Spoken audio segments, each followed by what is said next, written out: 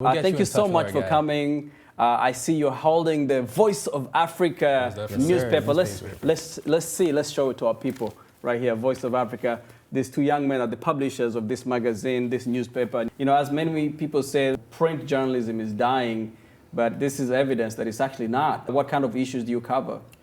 Let's see, we started about 2016, about October 2016. My dad first, he decided to do this completely out of pocket, and now it's paying for it. Now we reached a standard where the paper is paying for itself. But as far as our coverage, we try to be as neutral as we can. We cover as much as we can on more pertinent issues in Africa, say whether it be political or lifestyle, they're all in here. What is your goal with this newspaper? So the goal of the Voice of Africa is to amplify the voices of Africans and people in the diaspora as well. And in doing so, we want to be that neutral voice. You know, there's a lot of media publications out there, you know, who are being controlled by African governments. And, you know, as people in the diaspora hearing news, you know, from back home tends to be biased. You know, sometimes so we it's do filtered through the lens of whoever is owning that media organization back home. Yeah. So we want to be that, you know, that organization that, you know, guaranteed, you know, you're getting neutral and credible, you know, information from them. And so it's actually given away for free. If you can show our viewers, it says free right here. You distribute it free of charge. How do you sustain a publication of this nature and quality when it's free of charge? How do you sustain that? No, thank you for touching on that. You know, this is a passion, you know, that we do have, and you know, it's hard to sustain, like you're saying. You know, the quality and everything, you know, is very top notch, and in order to sustain it, you need money. But you know, this is a passion that we have, and we do want to be able to, you know, amplify the voices of Africa and Africans. We've had, you know, very interesting experiences. You know, I grew up in an all-white, you know, high school, all-white, you know, beginning of college, you know, as well too. So just being able to change the narrative, you know, is kind of the goal, and you know, just lock down until we're able to do so. Most definitely. Like, what are some of the things that go into publishing a newspaper of this nature? Oh man, driving maybe 3 hours away to pick up the papers, and then driving all day trying to get these papers distributed to our locations. But one thing that we do know is that the people who do have these papers, they are very appreciative of the paper. Like, as you said, the newspaper seems to be like a dying breed, but a lot of people like to have, it gives them a sense of like familiarity, or if they're coming in from Africa wherein they see newspapers, but they come to the US and everything's digital. We print about 2,000 copies every 2 weeks, and you know, deliver every 2 weeks. Every 2 weeks. So every 2 weeks, you know, what it takes. You know, we wake up, drive all the way from Maryland to Delaware, drive back, you know, to Maryland. Where your printer is. Yeah, the printer is in Delaware. Your printer is a couple of hours away. Just to give our listeners and our viewers a little idea of where you live and where you actually pick it up from. So you take those 2 weeks is when you select the stories, right? Yes, and the stories obviously have the shelf life of, you know, they're evergreen stories that still are meaningful and impactful stories. Who does the editorial work? Is it your dad? Yeah, so my dad, my brother, and I, we currently have a team of editorials as well right now in Ghana, who are helping us, you know, decide. Is there a digital version to this? Yeah, so apart from we do have a newspaper, but we also have a digital, you know, multiple digital platforms. There is the e-newspaper on our platform, on our website. We have a podcast, we have a YouTube channel.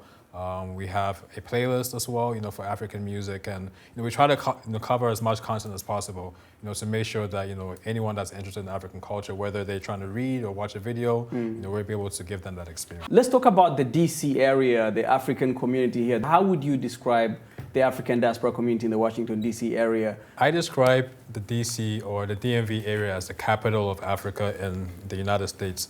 You know, I feel as though it's a big diaspora, Ethiopians, you know, and they're very diverse, you know, as well too. And, you know, a lot of people are in the government, you know, news industry. So people do, you know, tend to care about, you know, the things that we put out, most definitely. And growing up in D.C., Kemwell, how were you able to maintain that connection with the African continent, with the African culture? I mean, look at you guys, you know, showing off with your nice, beautiful threads. How were you able to maintain that link? Well, the DC area especially, it's an amalgamation of African culture. So there's always, right around the corner, there's always some Ethiopian store, or maybe some Nigerian store where you can get your fufu and you go see and stuff like that. But honestly, our father, you know, always tries to keep us grounded and rooted to our African. Since you were kids. Since we were kids, and so doing that, we've been able to. And is that through language, the language you speak at home, the food you eat, yes. the music you listen to? Yes, sir. Yeah. Exactly. Through food, through language, through discipline. Yeah, of course, absolutely. Discipline. It's not easy to stay focused and grounded in your culture in a place of this nature where there's so many. It's a very diverse city. If a person was to come into Washington, D.C. area visiting, what are some of the places, what are some of the things you want them to see, to experience a little bit of Africa in the Washington, D.C. area, aside from consuming maybe the news of the Voice of Africa? Yeah. I gotta give a shout out to Rahama Restaurant. Yeah. Rahama Restaurant is a place that you most definitely have. That's a Ghanaian restaurant. It's a Ghanaian restaurant. Yes. Yeah, most definitely. You get authentic. I know Rahama Restaurant. I knew Rahama Restaurant when they were still in the DC, in the downtown DC area. Right. Okay. Did they move to Virginia right now? They're actually in Virginia and Maryland, as well too. They're expanding into Delaware. Okay. I'm pretty sure very soon. Shout out to Rahama. Yeah, shout out to Rahama. Fellow Ghanaians. Yeah. Yes. you got to give the Ghanaians a shout out. Yeah. So as Kemwell, aside from food, what else is there that speaks to the Africanness of this city? Africanness of the city. I think right around the DC Community Center, there's like an Ethiopian haven, so to speak, and it's just Little Ethiopia. That's what it's Little called. Ethiopia, exactly. And it's just full of flavor, full of culture, full of vibrance and music and dance, and I think that's where people should. In terms of the diaspora community here in Washington, D.C., lots of events in the last couple of years to connect Africans here with the motherland. You're working on an event coming up soon. Tell us about it. Yeah, definitely. Thank you for touching on that. We are working on an event this year. It's called Experience Africa, and it is exactly what it says. We are giving people an experience of Africa, through food. We're going to have a food festival. We're going to have panel discussions.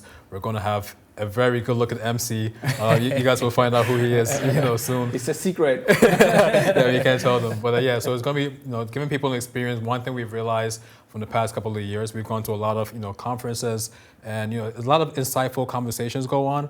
But one thing we realized, there's no experience, there's no takeaway.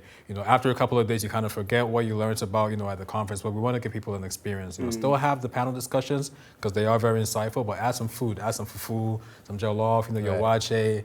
So we're going to have a fashion show. In the fashion show, we have a lady who actually styled the Black Panther, who is going to be styling our models. So it's definitely going to be a dope experience. Guys, thank you so much, Kadmiel and Kemwell. Thank you so much for coming in today and chatting with us.